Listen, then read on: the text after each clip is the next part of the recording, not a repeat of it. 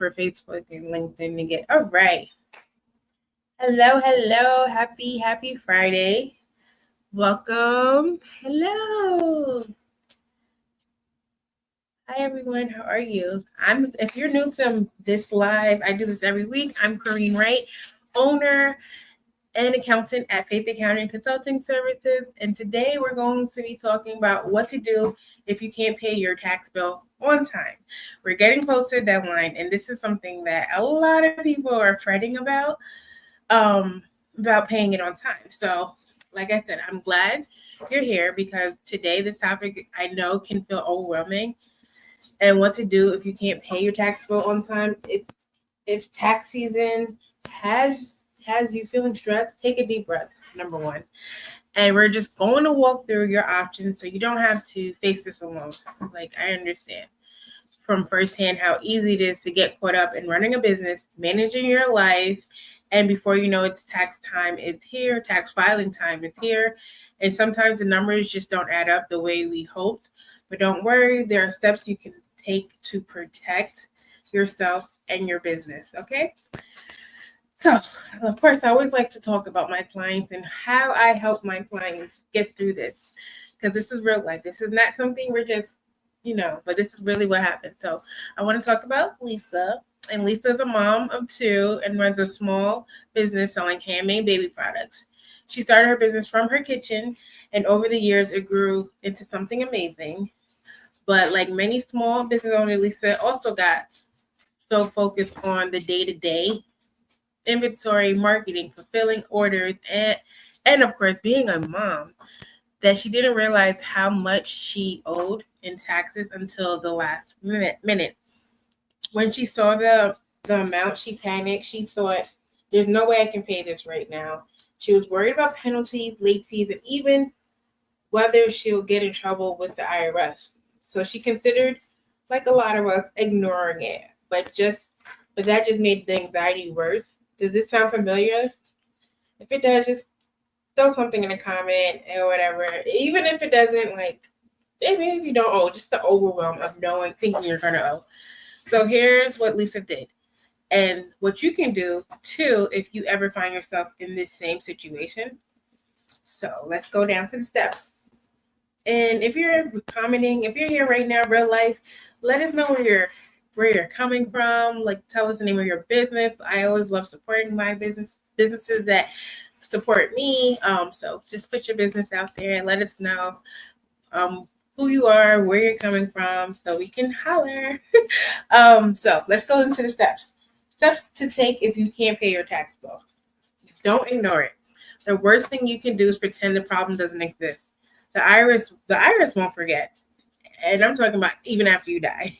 And penalties will keep adding up. So the next number 2 thing is file your tax return anyway. Even if you can't pay the full amount, filing on time can help you avoid the failure to file penalty, which is much higher than the failure to pay penalty. So the filing is way more important, more than the failure to pay penalty. And number 3, check if you qualify for an IRS payment plan. The IRS offers installment agreements that allow you to pay your balance over time. The last time I checked, it was 6 years, which is 72 months. So Lisa was able to set up a plan that worked for her budget. And then they also have like a certain amount where the minimum that you can pay based on what you owe. And then you can do that minimum or go up higher. Or the number 4 thing would be consider an offer and compromise. In some cases, if you truly can't afford to pay your full tax debt, the IRS may settle for less than what you owe. It's not guaranteed, but it's worth looking into. And number 5, look into penalty relief.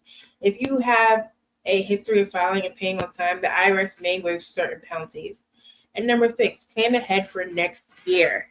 Lisa realized that if she set aside a little each month, she wouldn't end up in the same situation again. So she adjusted her bookkeeping and started making estimated tax payments to avoid another surprise bill. That's one of the good things that we implement with our clients is making sure you're paying estimated taxes. And even before estimated taxes, that you're also allocating a certain amount of your income to taxes. So like I always say, I preach this all the time. I'm not a profit first professional, but if you were to sit down with a profit first professional or even read Mike's book, Profit First, you will realize that you want to assign a certain amount of your income to a allocated account throughout the year. So that one of those allocated accounts would be for taxes. So you want to be making sure every time money comes into that account that you have a certain amount of percentage that's going into your tax account, and that's going to help out at the end at the quarterly payments. You can pay your payments quarterly, and then at the end of the year, you are also going to be able to just file your taxes and see if you are a little off or a little over, because that's where you would kind of see as a business owner, that's where you will see the refund. It's what you do when you do the estimated taxes. If you're putting nothing into the bank, well, basically into the IRS, it's going to be hard for you to even get a refund.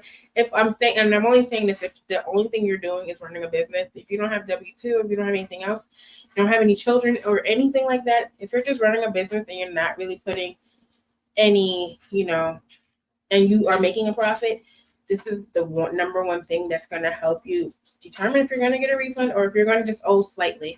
And like I always tell my clients, the number one thing you want to do when you're trying to file taxes, your goal is to either be at zero or owing the IRS a little bit of money. Like I'm talking about, if you can get to $200, $100, you won for that year.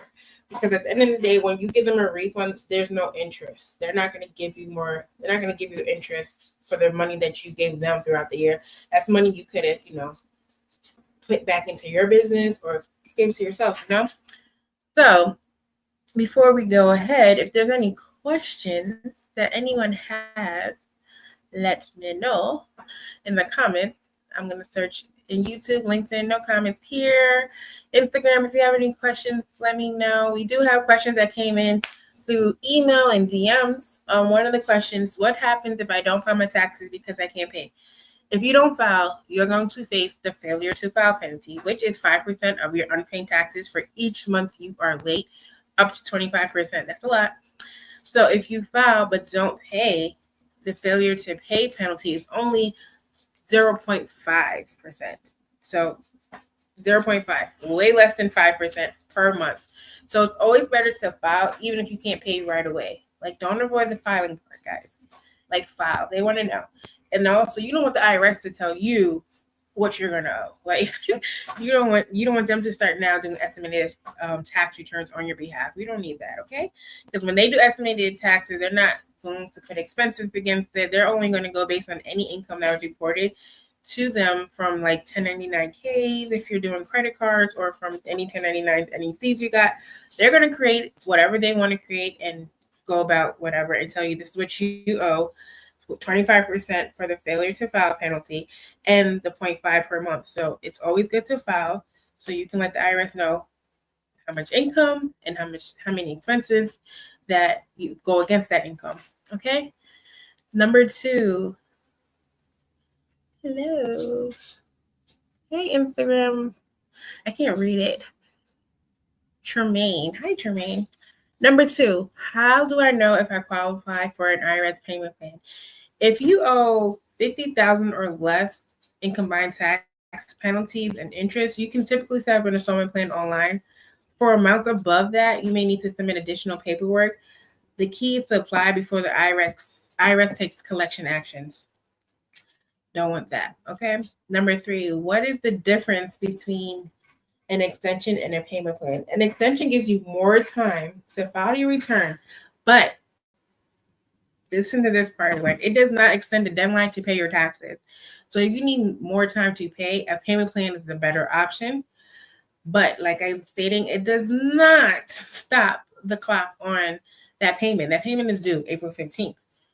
Your taxes are now extended October 15th. So that is, however, going to stop you from getting that failure to file penalty, but it's not going to stop you from getting the failure to pay penalty. Okay? Payment plan, better option. And then on top of the payment plan, I want to also add to that, the IRS gives you 120 days without having to do it on payment plan to make a payment then. So you have 120 days, which is about 4 months after. So by the time August 15th hits, you have that 4 months to make the payment. So that's another option before even installment payment. So like I said, file your taxes, okay? Oh, Fruit Queens, hello. How are you today? So at the end of the day, your tax debt isn't the end of the world, but ignoring it can make it feel like it is. So if you find yourself in this situation, take the action early, explore your options, and don't be afraid to ask for help. You have IRS advocates, you have tax professionals, you have accountants. There's so many things that you can go out there to get the resources. So tap into those resources, okay?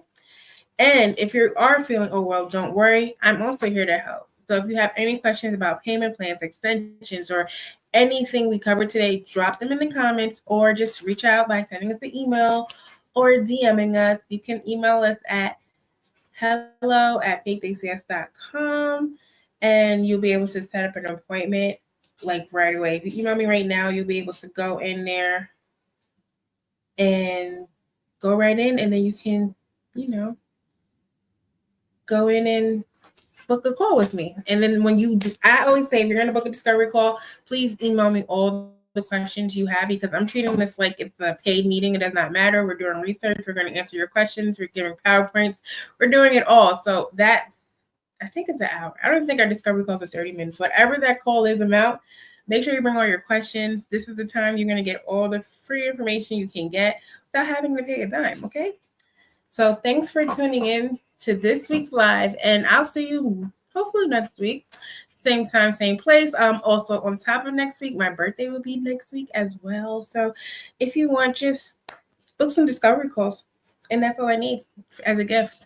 Until then, stay financially empowered, everyone. Have a good one. Bye.